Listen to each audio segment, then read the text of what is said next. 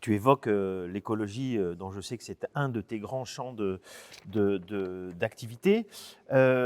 Aujourd'hui, le changement climatique, l'écologie, c'est aussi de plus en plus le sujet d'une exposition, le sujet même de l'œuvre. Et finalement, on se retrouve avec des artistes qui aussi, nombre d'entre eux agissent un petit peu comme des lanceurs d'alerte en attirant notre attention, si tant est que notre attention ne soit pas attirée sur ces questions-là, mais je veux dire en tout cas qu'ils la renforcent ou qu'ils le voient, peut-être c'est ça qui est intéressant, autrement. Le changement climatique vu autrement, ou l'écologie vue selon un autre point de vue. C'est ça la force des artistes. C'est toujours la force des Ah oui. artistes qui est de produire du décalage.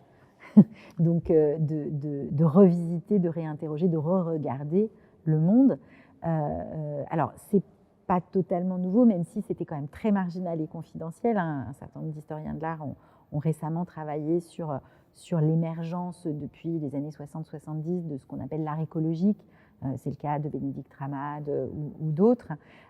Bon, ceci dit, ça s'est très fortement accéléré du fait de la volonté des artistes eux-mêmes, d'un grand nombre d'artistes qui ont choisi de prendre la question du vivant, la question écologique au sens large du terme, et de la soutenabilité ou de la catastrophe comme sujet, en fait, artistique. Donc ça, c'est le premier élément. Mais d'artistes aussi, c'était le cas des artistes écologiques que décrivait Bénédicte Ramade dans les années 70, qui travaillent à de la solution. Qui réfléchissent à la façon dont l'art fait partie de la solution. Et puis, il y a un certain nombre d'artistes qui utilisent des méthodologies artistiques et ou scientifiques, notamment l'art de l'enquête, notamment pas seulement dans les arts visuels, mais aussi dans le spectacle vivant. Je pense à des gens comme Frédéric Aït-Touati, etc., qui vont utiliser des méthodologies qui peuvent être celles des sciences humaines et sociales ou des sciences dures ou de l'art, pour mettre en évidence, c'est ce que disait très justement Bruno Latour, pour mettre en évidence la zone critique, c'est-à-dire le fait qu'on vit en fait sur un tout petit bout d'une toute petite couche de la Terre qui est en danger, ce qui est vertigineux et impensable, et on a besoin des artistes pour le penser, et qui en même temps, finalement, comme c'est tout petit et très fragile, c'est chez nous, et donc on en est responsable, et finalement on peut agir dessus, ce tout petit bout de terre. Donc c'est vraiment passionnant ce qui se passe du côté des artistes autour de toutes ces questions. Et puis le deuxième grand sujet, c'est la façon dont on met en cohérence cette pensée artistique et puis la façon de produire de l'art. Et ça, c'est la deuxième grande question.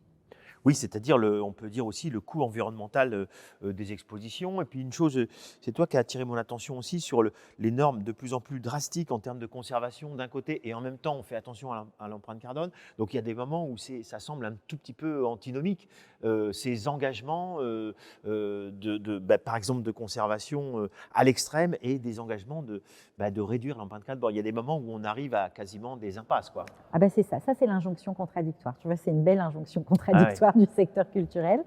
C'est-à-dire qu'à un moment donné, alors c'est très flagrant sur un certain nombre de métiers. Je l'ai vu, moi, vraiment très, très fortement, par exemple, chez les régisseurs d'œuvres d'art.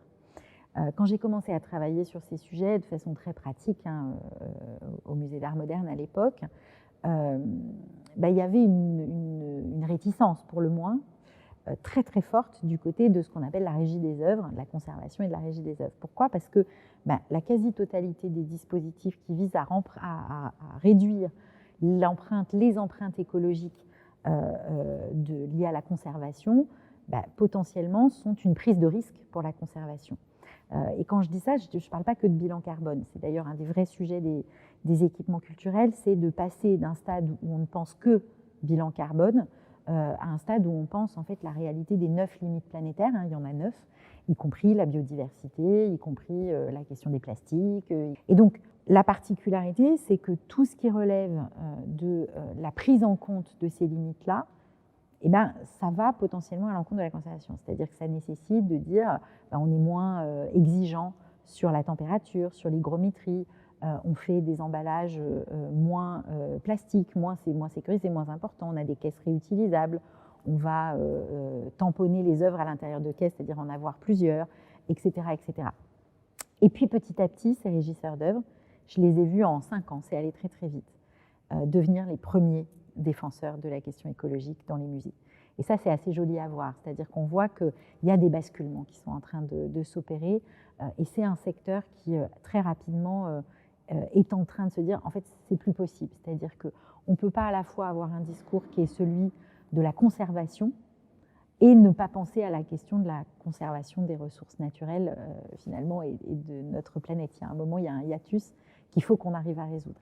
Et on a vu tous ces gens-là, tous les professionnels, notamment des musées, entrer dans des démarches vraiment intéressantes, liées à la question de l'éco-conception des expositions, du renouvellement des scénographies, de la réflexion autour des réserves, etc. Alors, c'est extrêmement compliqué, d'abord parce que l'enjeu des musées, ça reste de faire des grosses expositions, c'est quand même encore là-dessus qu'ils sont jugés. Donc il y a des nouvelles légitimités à penser autour des projets, comment on peut les allonger, comment on peut réfléchir au fait que la réussite d'une exposition, c'est pas forcément qu'il y ait une œuvre qui vienne de chaque continent, comment on peut faire en sorte que dans le spectacle vivant, un équipement culturel soit pas reconnu comme le meilleur parce qu'il a réussi à négocier une clause d'exclusivité d'un artiste qui va venir de l'autre bout du monde pour 2 dates, mais que peut-être c'est bien s'il partage avec d'autres dans le même pays. Voilà, toutes ces questions-là, elles sont pas évidentes. Et par ailleurs, elles sont d'autant moins évidentes quand on regarde la réalité du footprint, c'est-à-dire de l'empreinte, qui en fait est très déséquilibrée entre différents postes, et en particulier le poste visiteur. Parce qu'en réalité, un musée comme le musée du Louvre, plus de 95% de son bilan carbone, c'est le transport de ses visiteurs.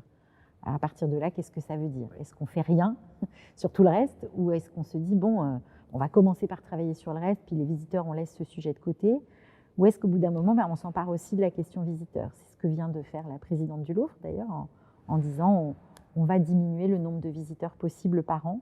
Là aussi, c'est une injonction contradictoire. Ça veut dire que ce musée, qui est celui qui reçoit le plus de visiteurs au monde, va en recevoir moins. Est-ce qu'à un moment donné, c'est une accessibilité moindre à ce patrimoine de l'humanité? Ou est-ce qu'on considère que ça va inciter les gens à travailler différemment, à préparer davantage ce que va être leur visite à Paris, peut-être essayer de voyager moins, mais de rester un peu plus longtemps sur place. Voilà, c'est une question. C'est une question, mais en tout cas, ce qui est sûr, c'est que les artistes, comme les acteurs culturels et institutions culturelles, ont un rôle à jouer sur le fond, comme sur l'organisation, pour travailler non pas seulement sur le fait de réduire leur footprint, mais sur le fait qu'ils participent du brain print, c'est-à-dire de l'empreinte culturelle et intellectuelle. Et il est clair que c'est un effort collectif, et c'est intéressant de mentionner les régisseurs qui ont un rôle souvent plus important de ce point de vue-là qu'il n'y paraît, pour par exemple dire ce socle, on peut le faire ici plutôt que de le transporter. C'est des petits détails ou la réutilisation justement de ce socle. Je prends le socle, mais c'est souvent des éléments très encombrants, compliqués à transporter, alors que finalement on peut les refaire. Alors à l'inverse, je sais que ce sont des choses qui t'intéressent aussi, les pratiques éphémères, notamment dans l'espace public, où justement l'œuvre est faite pour disparaître. Elle ne va pas disparaître parce que, ou disons, on ne va pas être triste de sa disparition, mais sa disparition fait quasiment partie du protocole d'activation et on pourrait presque dire de désactivation de l'œuvre dans l'espace public. Je sais qu'il y a des œuvres comme ça qu'il t'arrive de présenter. Oui, mais ça m'intéresse. Ça m'intéresse ô combien. Ce sont des choses qui sont là non plus pas totalement nouvelles, mais qui commencent à être de plus en plus intégrées dans la programmation d'œuvres d'art dans l'espace public. Je pense à tout le travail que fait Jean Blaise à Nantes, par exemple, avec des œuvres merveilleuses comme celle de Flora Moscovici, ces pigments sur un des murs de Nantes qui s'effacent d'année en année. Moi, je trouve ça tout à fait fascinant. Et je trouve ça extrêmement intéressant. De la même manière, j'ai été très heureuse de travailler sur des projets, notamment celui qui s'est appelé Embellir Paris, qui visait qui était un appel à projet, on en parlait tout à l'heure, qui visait à proposer à des artistes ou des équipes d'envisager un projet artistique dans l'espace public, dans un espace donné, dans des espaces très difficiles, entre 1 et 5 ans. Et de dire, voilà, vous devez penser la question de la durée et on va vous accompagner pour ça, bien sûr, même si vous êtes responsable de la mise en œuvre de ces projets. On va vous accompagner sur la détermination et sur le fait qu'on tienne sur ces durées que vous avez envisagées.